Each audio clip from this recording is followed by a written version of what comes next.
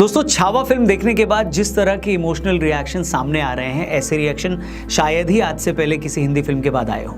Film खत्म होने के बाद लोग रोते हुए थिएटर से बाहर आ रहे हैं, कुछ लोग अपनी सीट पर बैठे बैठे वहीं रो रहे हैं। छोटे बच्चे फिल्म खत्म होने के बाद जय भवानी और जय शिवाजी के नारे लगा रहे हैं और खास तौर पर फिल्म के एंड ने लोगों का कलेजा चीर कर रख दिया है। मेरे आंसू अभी तक रुक नहीं पा रहे। फिल्म खत्म होने के बाद हर कोई खुद से दो सवाल बार बार पूछ रहा है। पहला सवाल, अगर हमारे देश में छत्रपति संभाजी महाराज जैसे वीर योद्धा हुए हैं तो हमें उनके बारे में वैसे पढ़ाया क्यों नहीं गया जैसा बाकी मुगल शासकों के बारे में पढ़ाया गया।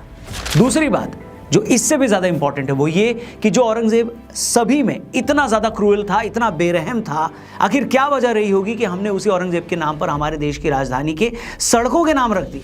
सिर्फ 1 साल पहले तक भारत में एक पूरे शहर का नाम इस वहशी के नाम पर था। इतना ही 2021-22 तक एनसीईआरटी की 12वीं की इतिहास की किताब में यह तक पढ़ाया गया कि औरंगजेब ने टूटे मंदिरों को बनवाने के लिए दान तक दिया था। ऐसा लिखकर औरंगजेब को सेक्युलर तक बताने की झूठी कोशिश की गई थी। एक शख्स ने इस पर जब आरटीआई लगाकर एनसीईआरटी से सवाल किया कि आपके पास इस बात का कोई सोर्स है जो आपने लिखा है, तो एनसीईआरटी ने कहा कि हमारे पास इसका कोई सोर्स नहीं। मतलब उन्होंने खुद माना, जिस भी शख्स ने ये लिखा, कि उसने अपनी मर्जी से ये झूठी बात किताब में लिख डाली। जिस औरंगजेब ने सिखों के 9वें गुरु तेग बहादुर जी का दिल्ली में कत्ल कर दिया था, उसी शीशगंज गुरुद्वारे से सिर्फ 8 किलोमीटर की दूरी पर हमने औरंगजेब के नाम पर एक सड़क बना रखी थी।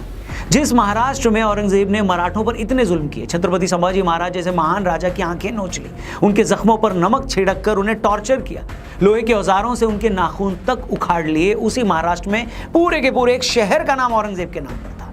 इससे बड़ा क्राइम और क्या हो सकता है। औरंगजेब ने अपने 50 साल से ज्यादा की हुकूमत में ऐसा कौन सा पाप था जो नहीं किया। ये वो शख्स था जिसने खुद को शहंशाह बनाने के लिए अपने बाप शाहजहां तक को जेल में डाल दिया, अपने सगे भाइयों मुराद और दारा शिकोह का कत्ल कर दिया। शाहजहां अपने सबसे बड़े बेटे दारा शिकोह को अपना वारिस बनाना चाहता था। दारा शिकोह सूफी आइडियोलॉजी से प्रभावित था, वो हिंदू धर्म ग्रंथों से भी काफी प्रभावित था, यहाँ तक कि उसने उपनिषदों का फारसी में अनुवाद भी किया था।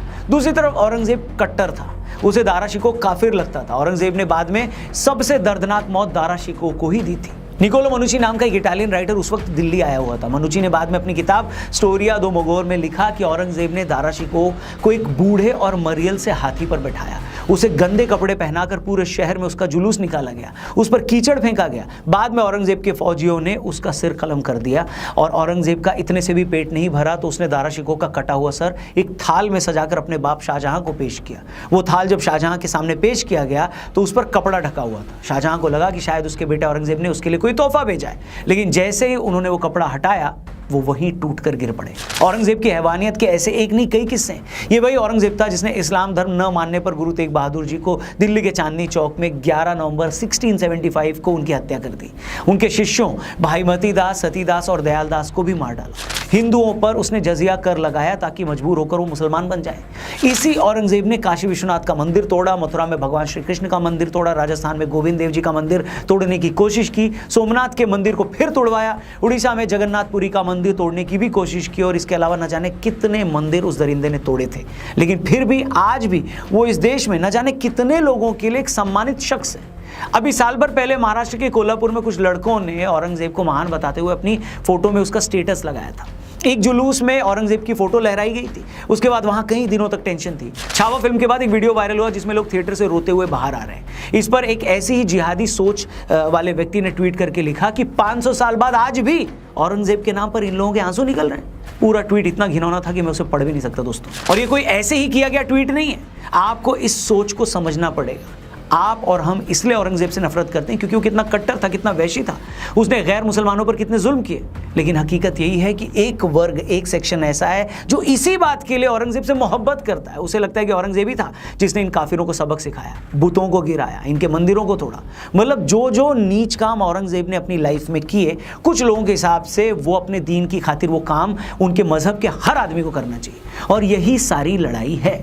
आप पाकिस्तान को उठाकर देख लो, उन्होंने मुगल इतिहास से जुड़े एक एक वैशी आदमी के नाम पर अपनी बैलिस्टिक मिसाइलों के नाम रखे हुए। जिस बाबर ने हजारों हिंदुओं की हत्याएं करवाई, अयोध्या में राम मंदिर तोड़वाया, उसके नाम पर पाकिस्तान की एक मिसाइल है। जिस महमूद गजनवी ने भारत पर 17 बार हमले किए, सोमनाथ का मंदिर लूटा, न जाने कितने मंदिर तोड़वाए, हिंदुओं के कत्ल किए, उसके नाम पर पाकिस्तान की मिसाइल है।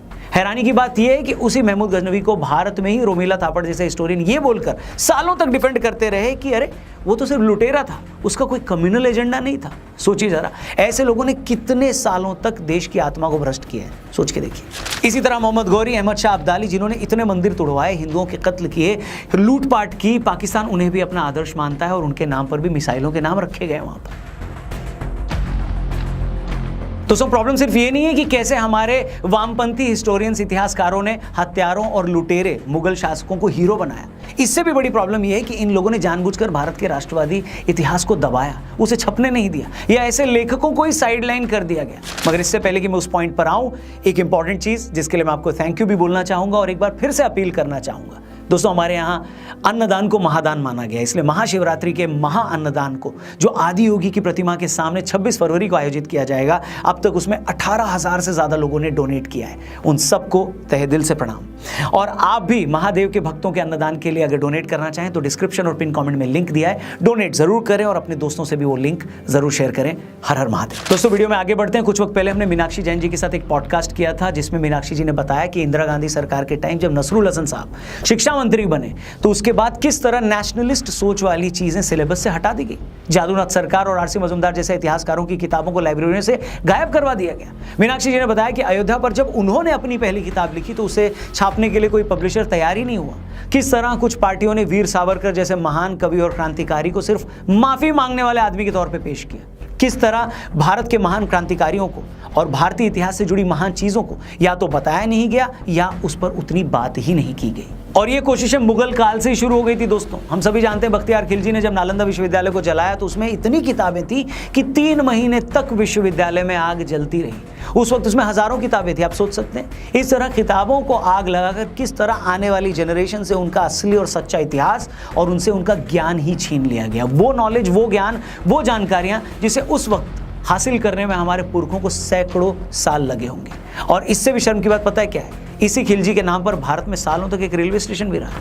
अभी तो हम सिर्फ ये जानते हैं कि दुनिया की पहली किताब ऋग्वेद हमने लिखी, दुनिया की पहली कविता वाल्मीकि रामायण हमारे यहाँ लिखी गई, दुनिया का पहला प्रोज यजुर्वेद हमने दिया, दुनिया का पहला व्याकरण जो पाणिनि ने लिखा वो हमने दिया, दुनिया की पहली सोशियोलॉजी की किताब कल्पसूत्र हमारे यहाँ लिखी गई, दुनिया की पहली ज्योतिष की, एस्ट्रोनॉमी की जो किताब वेदांग ज्योतिष वो हमारे यहाँ बनी। और तो और जीरो का इन्वेंशन हमने किया, पाई की वैल्यू हमने बताई, स्क्वायर रूट का कॉन्सेप्ट हमने दिया। सोचिए अगर हमारे अतीत पर, हमारी धरोहरों पर, हमारी यूनिवर्सिटीज पर ये हमले न हुए होते तो आज हम कहां से कहां होते। और एक आखिरी बात दोस्तों, इसी छावा फिल्म में दिखाया गया है कि किस तरह गनोजी शिर्के और कान्होजी जैसे छत्रपति संभाजी के अपने ही लोगों ने उन्हें धोखा दिया और उनकी हार हो गई, वरना शंभूराजे कभी नहीं हारते।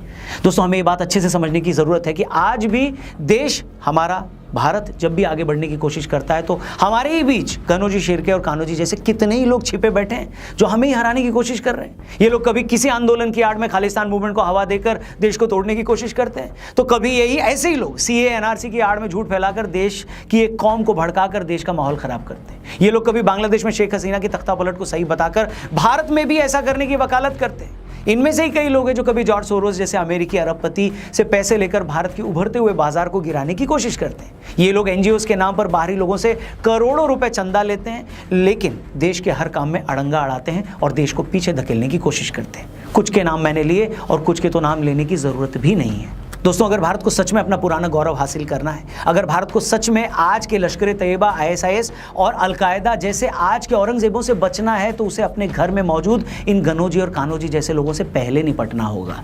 जैसे औरंगजेब की औकात नहीं थी कि वो छत्रपति संभाजी को हरा पाता, उसी तरह भारत को भी कोई तब तक हाथ नहीं लगा पाएगा जब तक हमारे बीच मौजूद गनोजी और कान्होजी जैसे गद्दार काबू में रहेंगे, कंट्रोल में रहेंगे। बाकी वीडियो आपको कैसी लगी और सही लगी हो तो प्लीज़ इसे अपने दोस्तों से ज़रूर शेयर करिएगा। छावा मूवी देखने के बाद आपका क्या रिएक्शन था वो भी हमें ज़रूर बताइएगा, कमेंट बॉक्स खुला हुआ है। बाकी जाने से पहले चैनल को ज़रूर सब्सक्राइब करिएगा और एक बार फिर से आपको थैंक यू भी बोलूँगा और आपसे अपील करूँगा कि महादेव के भक्तों के लिए महाअन्नदान में डोनेट ज़रूर करिएगा। डिस्क्रिप्शन में लिंक दिया है और जिन जिन लोगों ने डोनेट किया उन सबको तहे दिल से धन्यवाद। Thank you for watching. जल्दी मिलते हैं, तब तक के लिए जय भवानी, हर हर महादेव।